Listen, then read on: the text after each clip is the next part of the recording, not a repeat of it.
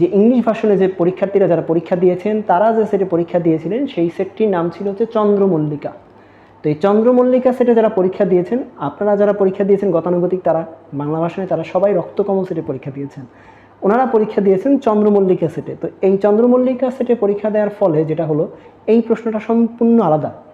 যদি আপনারা নেটে এই প্রশ্নের কোনো কপি পেয়ে থাকেন, না হলে আমি দিয়ে দিব ইনশাল্লাহ, দেখবেন আপনারা ফুল প্রশ্নটাই আলাদা, কোনো মিল নাই। তাহলে একই বিসিএসে যে দুটা প্রশ্ন হলো, এই জিনিসটাকেই আপনি কী চোখে দেখবেন, এটা অবশ্যই আমাকে কমেন্টে জানাবেন বা আমাকে পার্সোনালি জানাবেন। প্লাস পিএসসি এর দায়ভার নিবে কি না? পিএসসি এর দায়ভার নিবে না।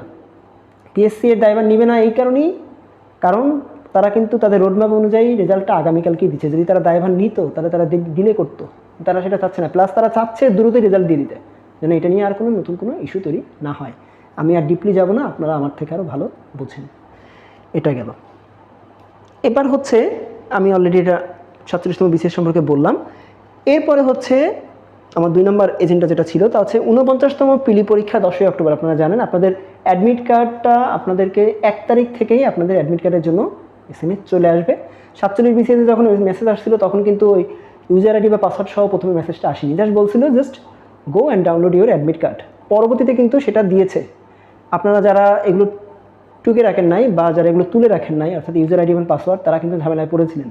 আমি আশা করব পরবর্তী থেকে যে বিসিএসগুলো আছে সেগুলোতে আপনারা তুলে রাখবেন, যাতে করে কোনো ডায়েরিতে রাখবেন লিখে, তাহলে কিন্তু এই সমস্যাগুলো ফেস করবেন না। কারণ পিএসসি এত খেয়ে দেয়ে কাজ নেই যে আপনাকে ইউজার আইডি পাসওয়ার্ড সহ দিয়ে দিবে। এবার দিয়েছে, but that doesn't mean that it will happen again and again. Okay, so আপনারা সচেতন থাকবেন। অ্যাডমিট কার্ড ডাউনলোড করার পরে দেখবেন পরীক্ষা কোথায় পড়েছে।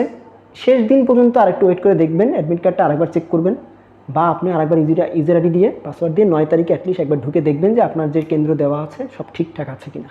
ওকে, এটা আমার পক্ষ থেকে আপনাদের প্রতি অনুরোধ। এরপরে হচ্ছে পরীক্ষাটা কিভাবে দিবেন।